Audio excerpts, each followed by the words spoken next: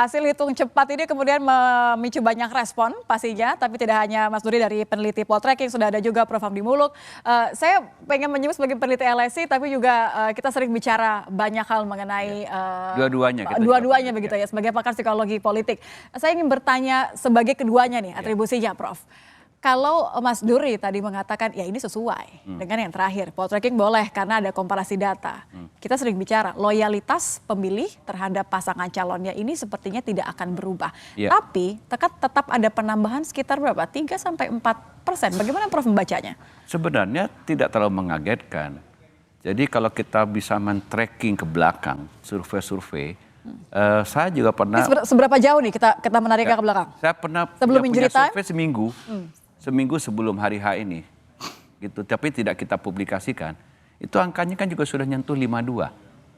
Oke. Tapi kalau 52 saya masih bilang debatable. Enggak. Pasangan calon lain masih begini, bisa bilang.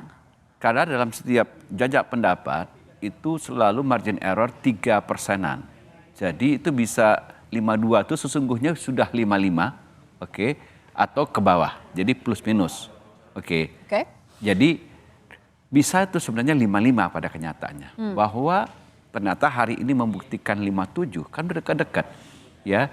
Nah mungkin 2% itu disumbang oleh undecided voter yang tidak terekam seminggu sebelum yang memang berkontemplasi selama minggu masa tenang, kemudian mereka akhirnya menentukan pilihan. Mungkin undecided voter dari sekitar 3-4% mungkin terbagi rata ke satu atau tidak, atau kalau bacaannya begini tidak terbagi rata, undecided voter banyak ke 02. Itu cara membacanya. Jadi hasilnya sebenarnya tidak terlalu mengagetkan begitu.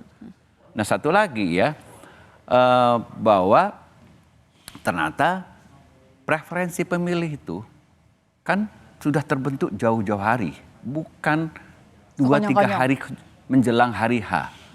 Artinya kejadian-kejadian setelah betapapun hebohnya, mungkin kemarin banyak orang menganggap misal, ada film Dirty Vote gitu, dan diasosiasikan akan mengukul suara 02, karena pernyataan kan tidak. Berarti karena loyalitas yang sudah terbentuk jauh-jauh hari gitu loh. Jadi 3 hari terakhir itu yang tidak banyak lagi mengubah pilihan. Itu bisa menjelaskan kenapa hari ini misalnya kita cukup yakin bahwa dari hasil secara rata-rata, kita lihat inilah koherensinya, kesamaan dari berapa ini lembaga yang melakukan hitung cepat, lebih dari 15. Sepertinya ada yang kita tayangkan ini paling tidak 7 lembaga survei. 7 lah, tapi kita lihat di televisi lain kan juga ada gitu. Jadi sekitar 10 lah.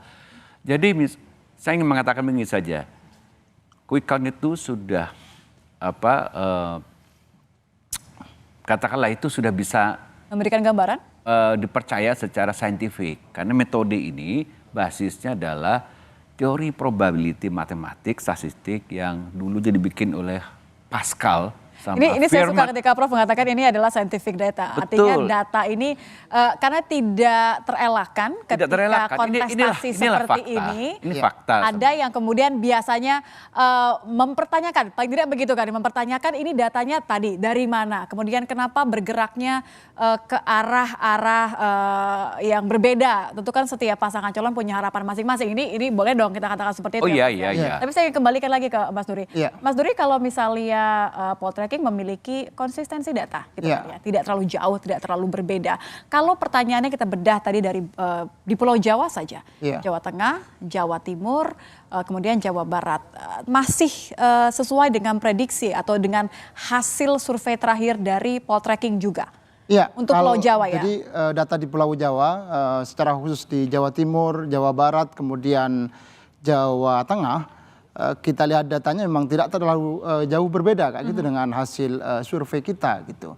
Dan ini mempertegas bahwa ya Pulau Jawa ini punya kontribusi yang sangat besar terhadap kemenangan pasangan Prabowo Gibran.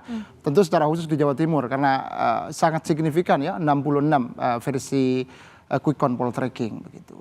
Dan data ini menjadi penanda bahwa jadi Jawa dia tidak hanya secara populasi memang dominan ya, tetapi dari sisi suara yang diperoleh oleh pasangan Prabowo Gibran juga sangat signifikan gitu, sehingga kemudian ya konsekuensi elektoralnya secara nasional sumbangannya sangat besar gitu terhadap posisi di mana sekarang misalnya versi quick count poltreking ada 59% ya karena data sedang proses menuju 100%. Anda sepakat juga dengan kata-kata Prof. Hamdi tadi bahwa ini tidak terlalu mengejutkan sebenarnya bagi orang-orang yang memang terbiasa untuk mengolah data. Ya. Ini kita bicara ada verifikasi di situ, tidak main-main di sini, begitu ya? Apalagi melihat tren misalnya, kalau kita lihat tren dari Prabowo Gibran misalnya belakangan terutama menjelang mendekati ya hari tenang misalnya di pergerakan data, karena kita juga ada survei telepon ya, memang tren kenaikannya itu cukup signifikan di injury time, sehingga ini juga yang punya konsekuensi saya kira.